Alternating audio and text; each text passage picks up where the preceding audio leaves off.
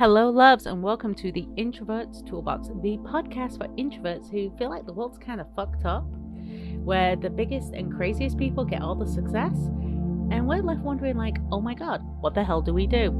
My name's Karen Hewitt, and I am your host, and we're going to go over systems, methods, and skills you can use as an introvert to be authentically you and be successful.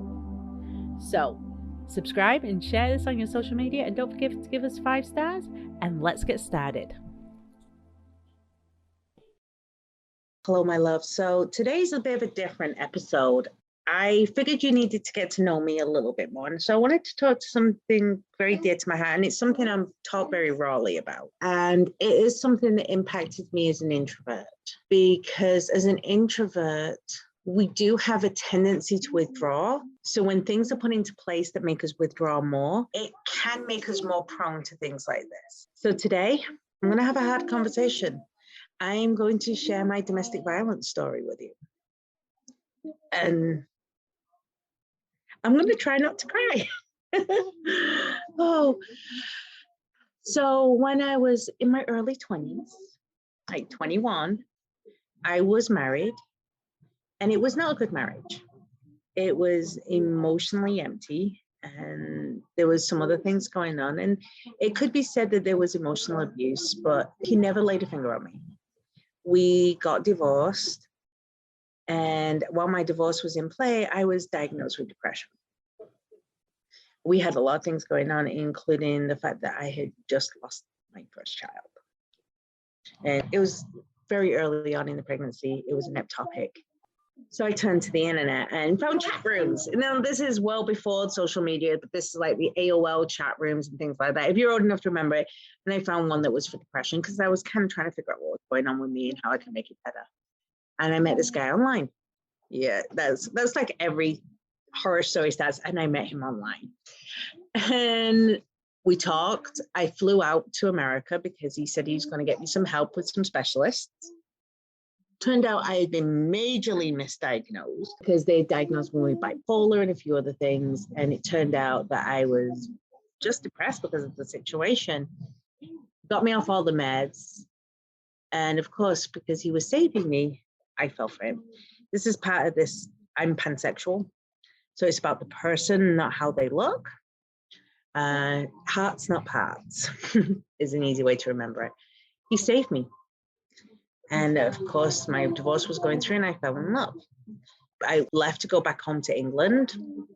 Big messages about how much he missed me, how much he loved me, how much he wanted me back.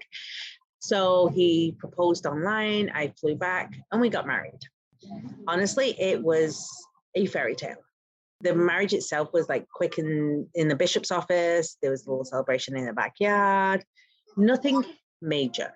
But he wined me, he dined me, he bought me teddy bears, he bought me flowers, he did all this kind of stuff. And he really had me lean into the homebody of myself, which was that we stayed in and watched TV. We chilled out at home a lot. I didn't really talk to many people. And so there was a lot of romance, a lot of care. Treated me really well. I started my immigration process. I got a worker's permit. I got a job. And I went to work and I quickly promoted through work and became a manager. Part of being a manager was inventory and things like that. I even got my driver's license. I mean, literally everything was going great. And then one time I was late home from work. That was the first time he hit me. Now, you're like, oh my gosh, he hit you. But here's what you've got to understand. It didn't start with that first hit. It actually started with something I call positive control. What positive control is they influence you to do what they want. For example, was what I wore. He'd tell me, oh my gosh, you look so beautiful in that dress. And the next week I'd wear something else. And he'd be like, oh, but that dress you wore last week was so pretty. Why didn't you go change into that dress? And eventually I was dressing how he wanted, hair like he wanted, makeup how he wanted, talking how he wanted, cooking how he wanted, cleaning how he wanted, everything how he wanted, because I wanted to have that serotonin rush. So yeah, the serotonin rush about making everything. But what he was also doing was separating me from my friends and family. It was too expensive to call home. We didn't have time to go hang out with people. And the introvert in me was like, oh my gosh, peace and quiet, home time, yay. But it really allowed him that opportunity to dig in and separate me from everyone and make me very shy, very inward. And I'd spent time in college becoming able to be extroverted and then recharge as an introvert. So that was all undone. And that made it very difficult. Now, a lot of people always say to me, why didn't you leave? Well, he had me convinced that I deserve this. And a lot of domestic violence survivors will tell you the same thing. We're convinced at this point that we deserve it. We're convinced that we did something to initiate it. We're convinced that it's us, it's not them. And they get to psychologically beat us down for months, years, before they even lay a finger on us. Now, I wish I could tell you, my loves, that that one hit was the only time. And I'm going to go more into detail in this, down the road. I just wanted you to know a little bit about who I am. But he did try and kill me on 4 separate occasions that I remember. I've had a trauma therapist tell me I'm probably blocking out more because it was so psychologically jarring. I mean, I had knives held to my fucking throat. I've been smothered by a pillow. I had my face shoved into a piping hot sink for dishes and held there until I passed out. I had been choked.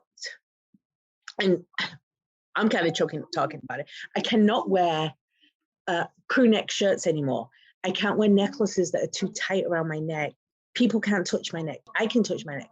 I have very, very few people who can have contact with my throat and my neck because it causes a trauma response. I automatically start gulping like, oh my gosh, is this where I'm going to get choked? Because choking became such a consistent part of our routine that every time I misbehaved, I was strangled. And it started just so he could make me cry, and it was till he made me pass out.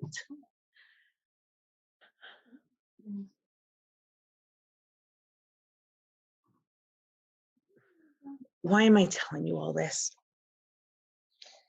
I tell my story because I want you to know that you're not alone. I tell my story to let you know there are dangers. I tell my story so that you know who I am. I'm not perfect. I haven't had an easy life. A lot of shit's happened.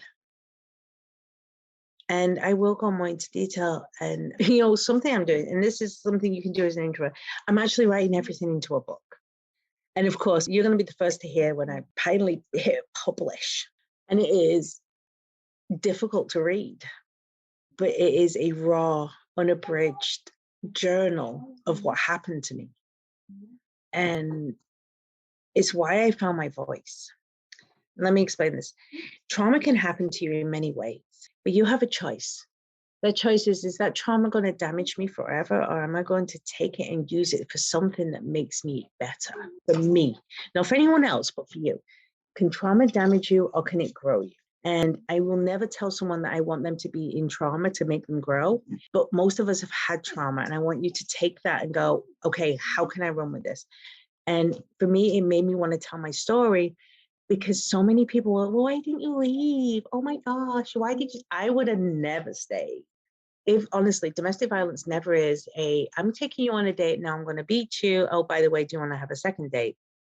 It's, I'm going to wind you down, you make you think everything's perfect, get you married, get you committed, get you in a relationship where you have no way out. I'm going to have you live with me, share finances with me, share legalities with me. And then I'll convince you it's your fault. And then I'll start hitting you. And it's when they've built this trust factor up. They built this trust factor up so high that the minute they lay one finger on you, you really, truly believe that you've deserved it, that you're this horrible person, that maybe they're trying to help you. And then when it happens again, you start thinking, well, maybe next time they'll kill me and it'll be okay because I deserve it. It is psychologically damaging beyond all belief. But when you build that trust up and they put their hand on you, once you've developed through it, now it's like that trust is destroyed.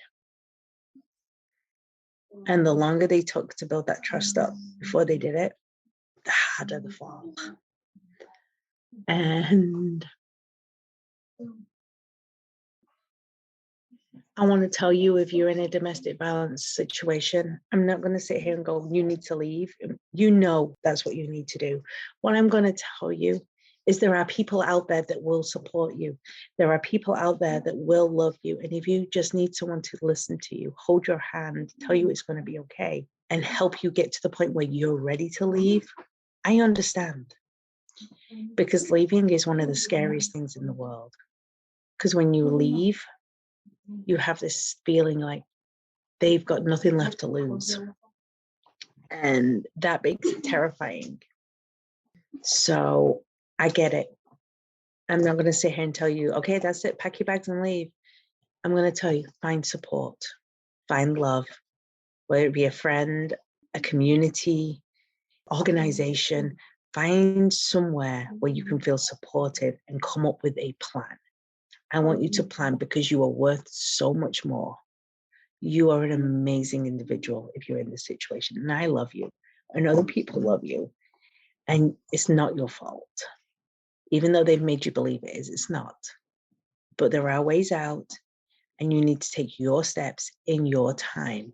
But remember, there are people there for you. I know this wasn't exactly a toolbox, but you deserve to understand who your host is. And that the introvert in me had to learn ways to break out, to save my life, to tell my story, and to grow. I love you guys, and I'll talk to you soon. Bye-bye. And thank you for listening to another episode of the Introverts Toolbox. Don't forget to like and subscribe. And you know what? I want to know, what is one thing you learned today? Is there something that you're going to take and use in your life or your business? Let me know below.